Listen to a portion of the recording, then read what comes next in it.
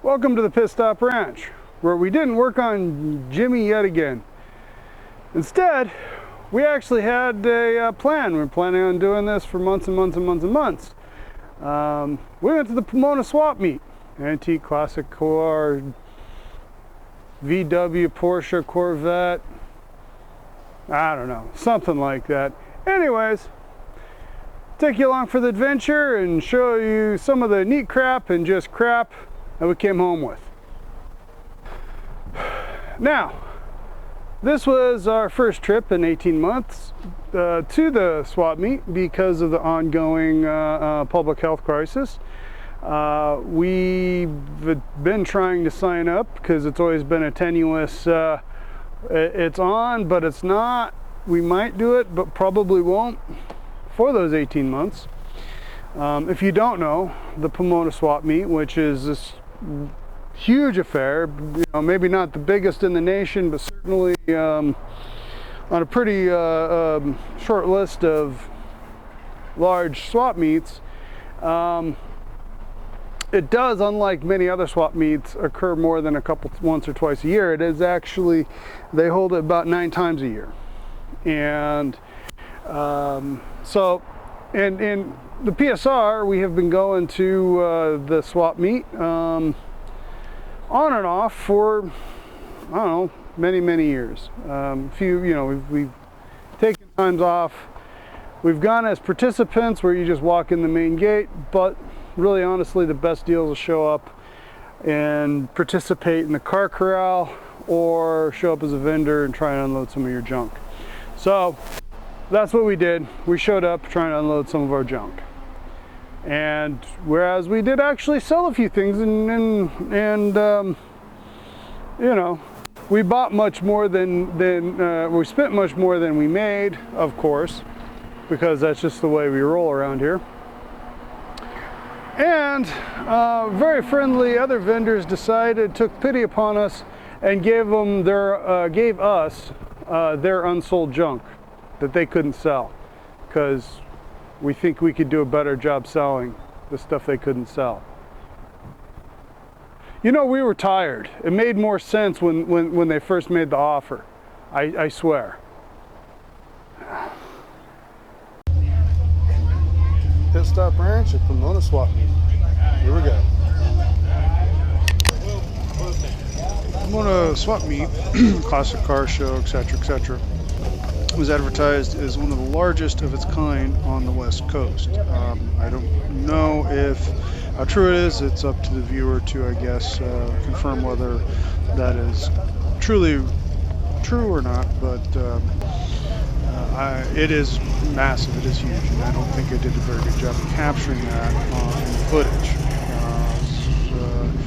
Limited on how much I could share to keep the video under a certain length, so I kind of just showed a handful of the interesting vehicles. I tried to get a nice cross-section of the fully fixed up ones, the ones that caught my eye, as well as some of the crap, the project vehicles.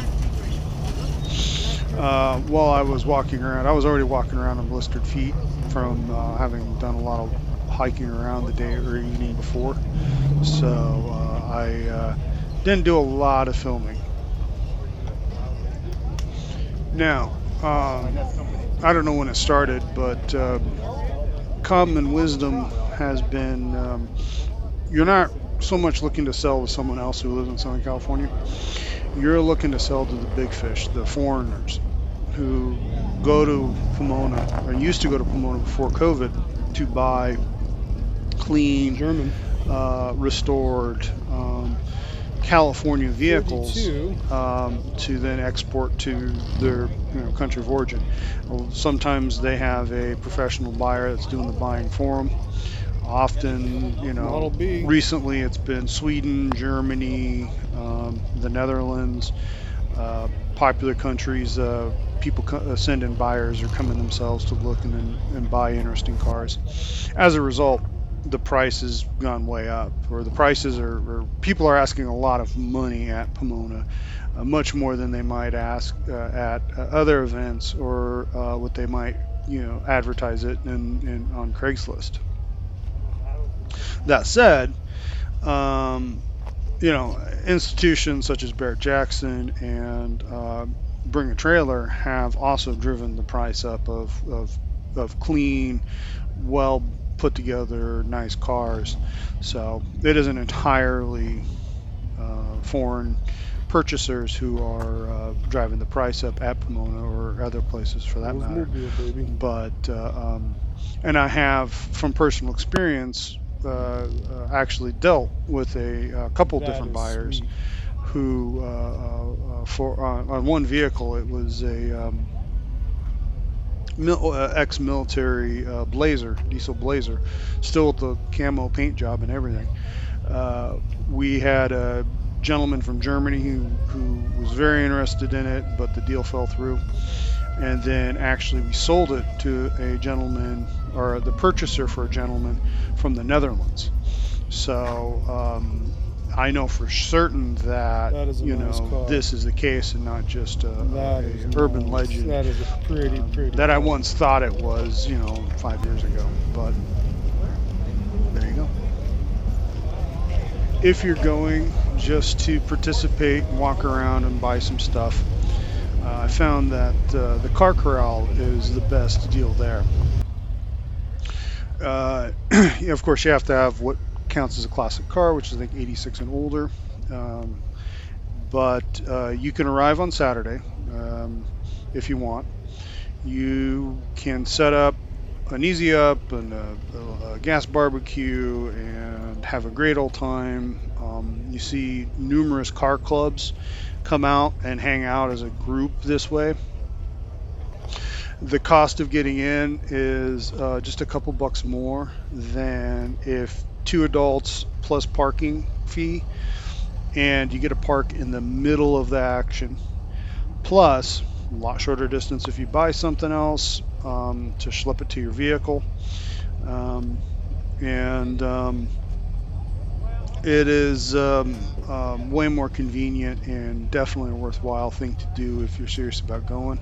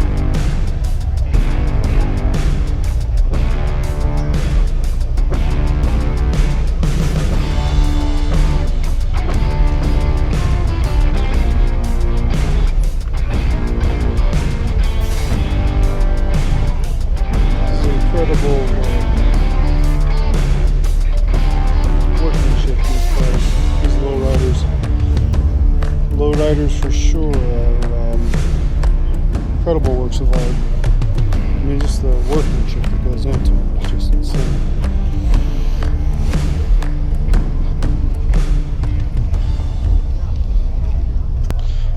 Here at the Pit Stop Ranch, we like going on Saturday. Try and get there by about noon and set up, because that's when the vendors wheel and deal amongst each other, and that's when you're most likely to make your big sales. It's not uncommon to see something you sold on Saturday in someone else's booth for sale on Sunday with a sizable markup. But if you've made your money already, no big deal. Good luck to them. Maybe they can get it.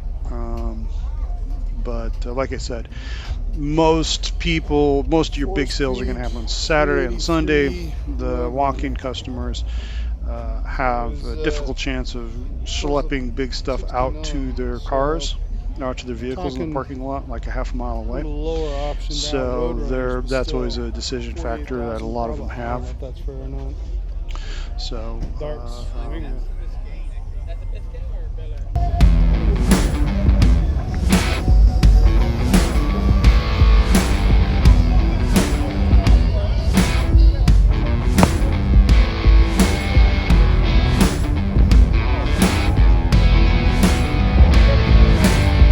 expressed what I was thinking. $17K for burnt out convertible. Thanks.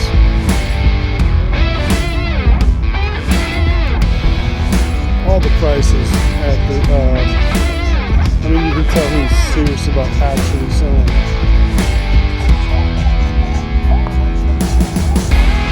And I mean, I'm guilty of the exact same thing. I'm asking way too much. I picked up a few items. And stuff I want to keep in my car, I'll sell it, but it's going to be stupid now.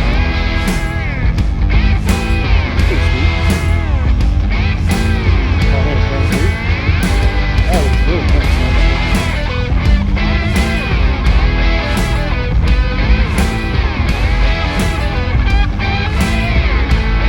Look at this. Everyone should recognize it.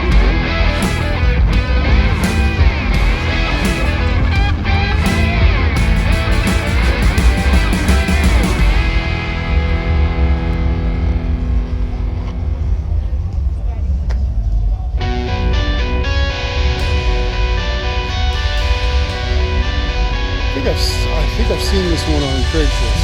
Yeah, I've seen this on Craigslist. The price isn't too far off. I think what they were asking on Craigslist. It's clean title, 2K. Mostly complete, missing a few things, but all right, I'm going to take a page out of Matt over at Iron Trap Garage's page and kind of briefly show you the treasures we drug home. It's actually some of the items that we actually paid money for, and ignoring the axles and of course BJ, which we did pay money for, but not on this trip. Those are items we were looking to sell. So what I got here, first up, show you, got a set of hubcaps or wheel covers for a Buick, fit 1450. I think these are 14-inch rims, steel rims, which I got for my 64 Buick Skylark. I just attempted to test fit them, and they don't fit. There's these look like these are it's 4 sets for rear, not one for the front, and I'm not too sure what's going on with that. So I'll turn around and wheel and deal and see what kind of deal I can make on those. Next up, got a set of factory stamped steel valve covers for a big block Chevy. It says here in this faded sticker, Invader 427, which was how GMC branded the Chevy V8s that they installed in their in the GMC trucks. The truck 427 being a tall deck, so this probably was off a truck that was in a dump truck, or this was probably off of an engine that was in a dump truck or a big, you know, you know, 2.5 ton truck. So now I'm not interested in any of this because I plan on putting these on the big block that's going in the Chevelle. But I just want to clean them up, dull them up. There's a little bit of dent there. Paint them and replace the cast aluminum valve covers that are currently on the Gen 6 454. My all accounts should bolt right up. I will check that later and see if that's true. Next up is an intake manifold for a Buick 455. It's an Edelbrock Performer, relatively modern one. It is a takeoff from someone else's car. It has been media blasted, though there is still some remnant paint on it from the car it was on. Trying to decide if I want to clean that off, leave it the way it is, and paint it a different color, or leave it natural. Like clean off those parts and just leave it natural.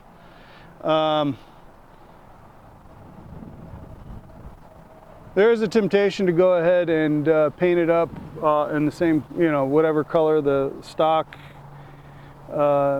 cast iron 4-barrel intake manifold is, and it won't. Anyone who cares won't care. I mean, unless I machine off the Edelbrock Performer 455, everyone will recognize it for what it. Anyone who knows would recognize it for what it is, and those who wouldn't recognize it for what it is wouldn't care. So, and probably the piece that I'm really excited about, of course, is this grill shell. It is a commercial grill shell for a 32 Ford commercial vehicle, so trucks and so forth. It's been cut down a couple inches. It's got a couple inch overlap here. Got a little bit of rot on it. On the back here, there should be a flange that grips onto the, comes up and holds on to the radiator, and that's missing. And this is a replacement piece of steel. It's not the stock steel. And this should be, because it should actually come up like this, though honestly I like that better. If I can get a stock radiator, I bet it fits, you know, something close, and then maybe make a strip along here. Anyways,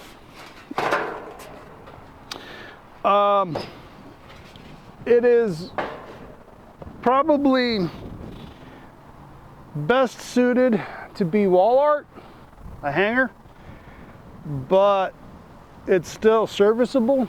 So my plan is to go ahead and get the radiator we need for the 32 project, and then get that to properly fit the aftermarket radiator,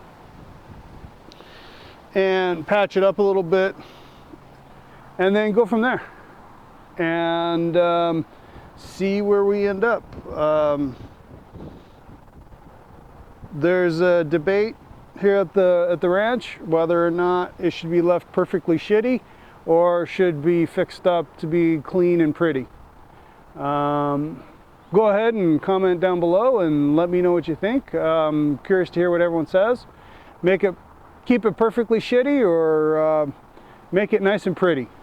So, and I hope you enjoyed our trip to Pomona. I really enjoyed it. I always do. It's always great seeing all the great cars and all the neat parts. I frequently hold off on buying new or stuff on eBay or other sources to see what I can find at the swap meet before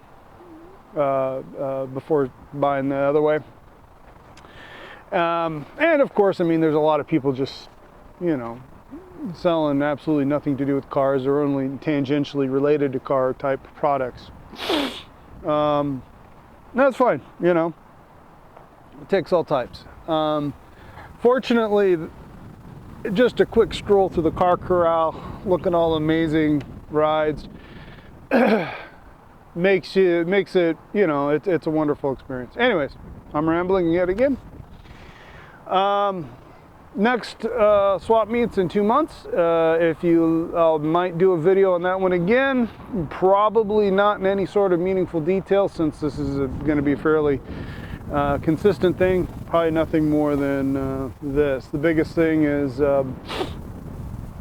going through preparations. Might do a video on that. That would be a good one. And remember, we are professionals, just not at this. So please leave a comment down below, letting me know what you think. Also, like, subscribe, and share. And if you hit the notification bell, you'll be get informed on our next update. And have fun, and go play with some Rust. Ciao.